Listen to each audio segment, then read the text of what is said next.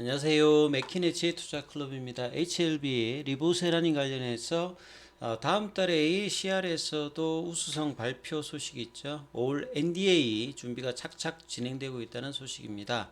내일의 투자 전략까지 한번 살펴보도록 하겠습니다.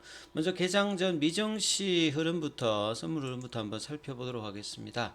이번 주는 이제 3월 FMC가 우리 시간으로는 이제 목요일 날 새벽에 이제 그 발표가 있죠.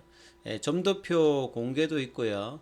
이 기존에 이제 빅스택 관련되는 이야기도 있었습니다만 동결 한 30%, 기존대로 한 25bp 인상 한 70% 어떤 분위기입니다. 지금 이제 나스닥 선물 같은 경우는 0.84% 하락세고요. 다우 선물은 1.17% 하락. S&P 선물 같은 경우는 1.12% 하락이고요. 중소형주 중심의 러셀 2000 같은 경우에도 1.5% 하락입니다. 지금 이제 여전히 한 2주 동안에 글로벌 시장에서 가장 중요한 게 이제 미국의 이제 지방은행들과 그다음에 유럽에서 이제 크레딧 스위스죠.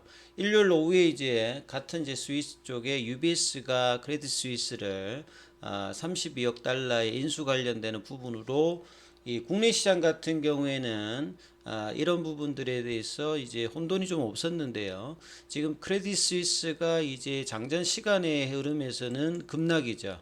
그 다음에 퍼스트 리퍼블릭 같은 경우에도 지방은행 같은 경우에서 하락세가 이어지면서 미정시 선물 흐름이 조금 이제 요동치고 있다 이렇게 보여주고요. 그러다 보니까 이제 국내 시장에서도 시간의 흐름들이 그렇게 좋지 못한 어떤 상황이다 이렇게 봐야 됩니다.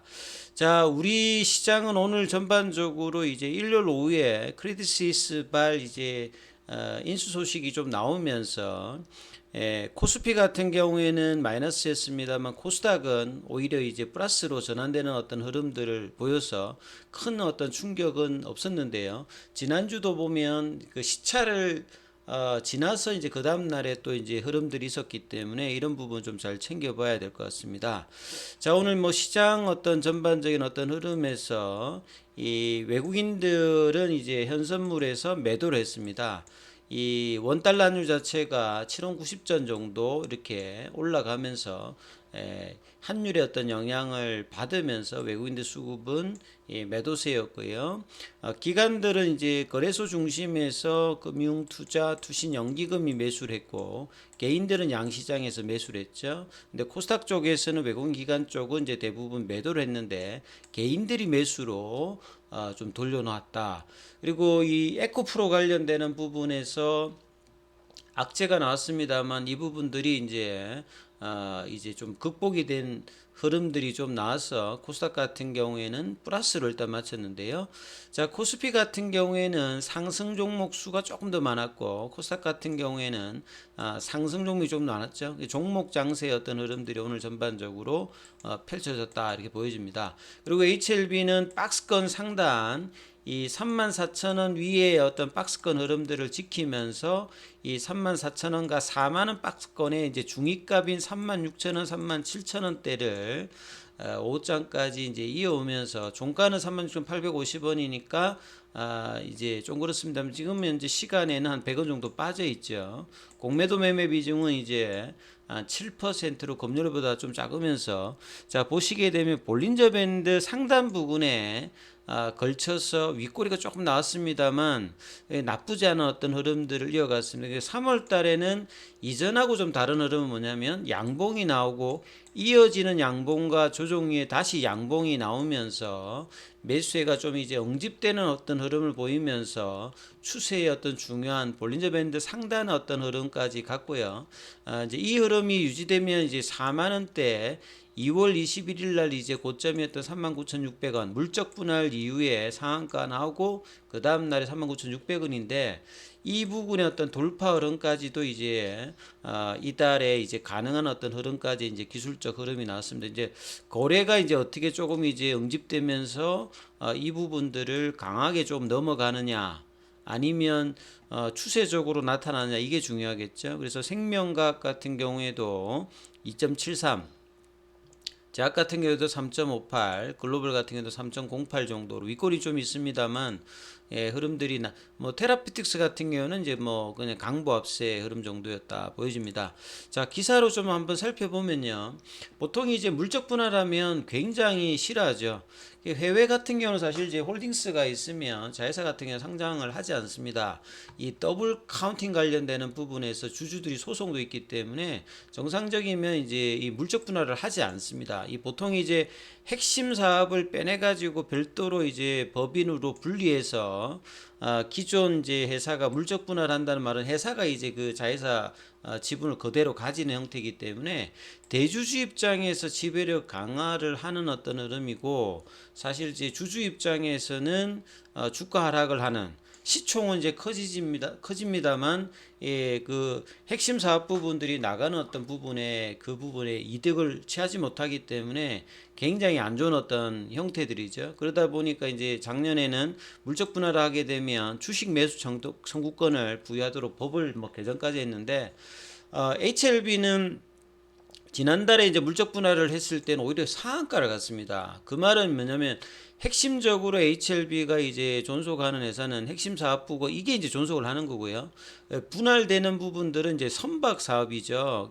선박 사업이 이제 모태가 되어서 이제 이 바이오 헬스케어고 이제 주종이 좀 바뀌는 가운데 이 부분들을 이제 물적 분할해서 이제 나가는데, 그것도 100% 자회사입니다만 비상장으로 하겠다 이렇게 했기 때문에 사실은 이제 주력 사업을 이 중심으로 해서 기존의 사업 부분들을 비상장으로 해서 회사의 뭐 가치에 영향을 주지 않는 형태고, 이러다 보니까 이제 개정이 되어서 이 부분에 대해서 이제 주식 매수 청구권을 뭐 부여를 하는데요. 그래서 뭐 청구권을 행사하는 주주가 거의 없을 것으로 보인다. 오히려 이제 그거 이후로 주가가 올라갔고, 지금 이제 매수 청구권 가격 자체가 3만 원대 초반이거든요. 뭐 오늘 지금 3만 6천 원대니까 훨씬 청구 가격보다도 가격이 위에 있다, 이렇게 해석을 하시면 되겠죠.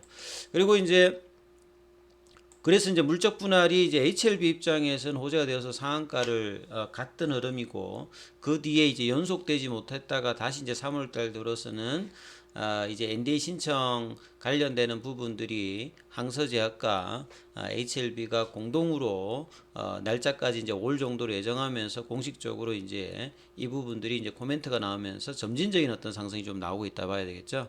그래서 회사가 주력으로 하고 있는 바이오 헬스케어가 존속 사업으로 되고, 기존에 이제 구명령 관련된 어떤 사업 부분들은 이제 분할해서 진행한다, 이렇게 보시면 되겠죠. 2009년도에 신약 개발 투자를 시작하면서 거의 지금 한 13년, 14년도인데요.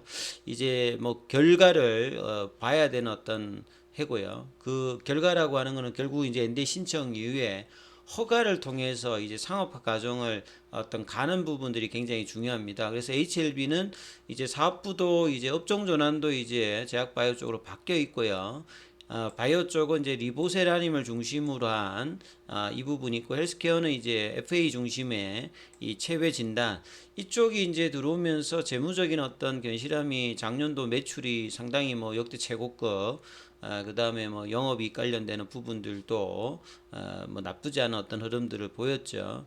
그래서 이제 기관들도 사실은 이제 업종 전환하고 NDA 신청을 한다라고 하면 패시브 자금도 기관 쪽에서도 이제 본격적으로 들어올 수 있는 굉장히 어떤 중요한 어떤 국면에 있죠. 그러다 보니까 향후에 HLB 행보에 주목한다라고 이제 기관들, 뭐 키움증권도 그렇고 한국투자증권에서도 이런 이제 리포트의 보고서가 좀 나오고 있다, 이렇게 봐야 되겠죠. 자, 그런 가운데 이제 사실은 이 제약 바이오주도 같은 경우에는 학회를 하면 모멘텀을 발휘하죠. 보통 이제 1년도에 연초에 진행되는 JP모건 헬스케어 쪽에 이제 그 학회도 있고, 암 관련되는 부분은 AACR, 그 다음에 뭐 아스코, 그 다음에 하반기에 유럽에서 펼쳐지는 에스모가 암학회에서는 가장 뭐 중요한 부분입니다. 그래서 AACR에서 이제 다음 달에 이제 플로리다 올란드에서 이제 개최되는데요. 여기에서도 사실 이제 티로신키나제 억제제 관련되는 부분에서 타켓을 할 때 배제프 수용체 중에서 2입니다. 1, 2, 3, 4, 5 중에서 이를 대상으로 하는 타켓에 저해하는 리보세라님. 그러니까 티로신키나제 억제제 자체가 이 타켓의 어떤 정확도를 따지기가 상당히 좀 어려운 부분이 있습니다. 왜냐하면 비슷비슷하기 때문에. 그래서 제대로 어떤 타겟팅을 하는 것 자체에 관련해서 가장 이제 효율적인 어떤 부분을 하고 있는 게 이제 리보세람인데, 거기에 대한 어떤 부분들에 대한 포스터 형식의 발표가 있습니다.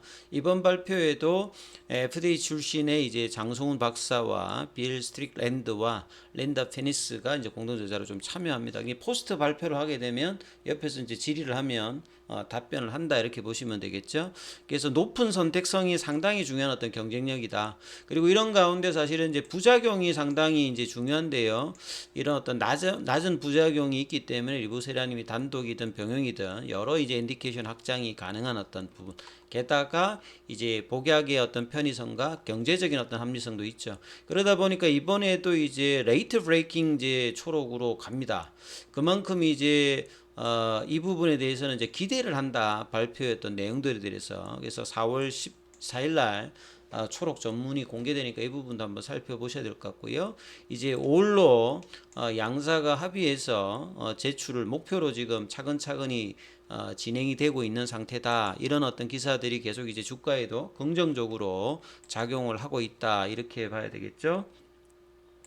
그리고 이제 HLB가 이제 항서제약으로 로얄티 관련되는 부분을 최근에 150억 정도 이렇게 로얄티를 수령했으니까 이런 부분들도 현금 창출 능력에서 상당히 뭐 일단 긍정적으로 입장이 되겠죠. 자, 그래서 결국 이제 HLB 중심의 어떤 흐름들, 이 볼린저 밴드 상단을 뚫게 되면 이제 추세가 전환이 됩니다. 보조 지표에 의해서.